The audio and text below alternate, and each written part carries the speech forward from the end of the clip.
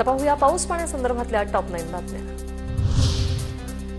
नाशिकमध्ये सलग 6व्या दिवशी गोदावरीची पूरपरिस्थिती कायम। तोंड्या मारुतीच्या कमरेपर्यंत गोदावरी नदीच्या पुराचं पाणी। रामकुंड आणि गोदाघाटाचा परिसर पुराच्या पाण्याखाली। नाशिकमधील सोमेश्वर धबधबा पूर्ण क्षमतेने प्रवाहित। गोदावरी नदीवर असलेल्या सोमेश्वर धबधब्याची नयनरम्य दृश्य कॅमेऱ्यात कैद।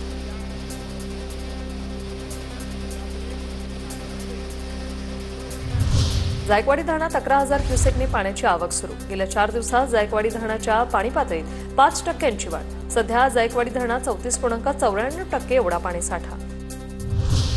रायगड जिल्ह्यात देवकुंड, सिक्रेट पॉइंट आणि ताम्हिणी घाटातील धबधबे प्रवाहित। भीमा नदीच्या खोऱ्यातील लोकप्रिय पर्यटन स्थळांभोवती 1 किलोमीटरपर्यंत परिसरात पर्यटकांना 30 सप्टेंबरपर्यंत प्रवेश बंदी।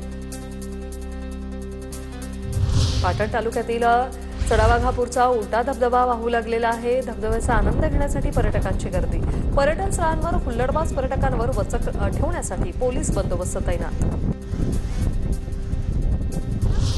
उजनीतून भीमा नदीत 31,600 क्युसेकने विसर्ग। नदीकाठच्या गावांना सतर्कतेचा इशारा। वीर धरणातूनही 6,500 क्युसेकने विसर्ग। कोल्हापूर जिल्ह्यात पावसाची संततधार कायम। राधानगरी धरण 63% भरलं। राधानगरी धरणातून 3,100 क्युसेक पाण्याचा विसर्ग। कोल्हापूरच्या पंचगंगा नदीचं पाणी यंदाच्या पावसाळ्यात पहिल्यांदाच पात्राबाहेर पडलं। पंचगंगा नदीची पाणी पातळी 29 फुटांवर। 24 बंधारे पूर्णपणे पाण्याखाली। नदीच्या पाणी पातळीत झपाट्याने वाढ। भिवंडीमध्ये रात्रीपासून मुसळधार पाऊस। जनजीवन विस्कळीत। बाजारपेठेतील अनेक दुकानात पाणी शिरलं। कांबारी नदीने धोक्याची पातळी ओलांडली। नागरिकांना सतर्कतेचा इशारा। तर राज्यभरात कसा सुरू आहे पाऊस या संदर्भातल्या टॉप 9 बातम्या पाहूया। पालघरमधील मासवणच्या सूर्या नदीत बंद पडलेली हाऊसबोट लंगर तुटल्याने अडकली। हाऊसबोट खासगी मालकाची असल्याची माहिती। 31 जुलैपर्यंत अलमट्टी धरणात 50% पाणीसाठा करण्याची महाराष्ट्र सरकारची कर्नाटकाला विनंती। मात्र धरण जून महिन्यातच 61% भरलं। कल्याणच्या भगवा तलाव जॉगिंग ट्रॅकवर मोठा अपघात टळला। संरक्षक जाळी तुटून झाड थेट तलावात कोसळलं।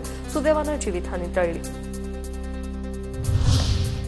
बांद्र्यातील गुरु नानक रुग्णालयासमोर पहाटे झाड कोसळलं। सुदैवानं कोणतीही जीवितहानी नाही। पुण्याच्या कासारचरई धरणातून 5,000 क्युसेक पाण्याचा विसर्ग। पावसाच्या परिस्थितीनुसार विसर्ग कमी जास्त करण्यात येणार। नदीपात्रात कोणीही न उतरण्याचं आवाहन। पालघर जिल्ह्यातील विक्रमगडमधील डोल्हारी बुद्रुक ग्रामपंचायतीमधील कमकुवत बांबूच्या पुलावरून ग्रामस्थांचा जीवघेणा प्रवास। तर 3 पाड्यांना जोडणारा पूल पाण्याखाली गेला। खडकीपाडा, बहारतपाडा, ठाकरपाड्यातील ग्रामस्थांचा संपर्क तुटला। ठाण्याच्या शहापूरमध्ये रस्ता नसल्यानं प्रसूतीसाठी महिलेला झोळीतून नेण्याची वेळ। शहापूरमधील चाफेची वाडीमधील घटना। अनेक वर्षांपासून रस्त्यांची मागणी।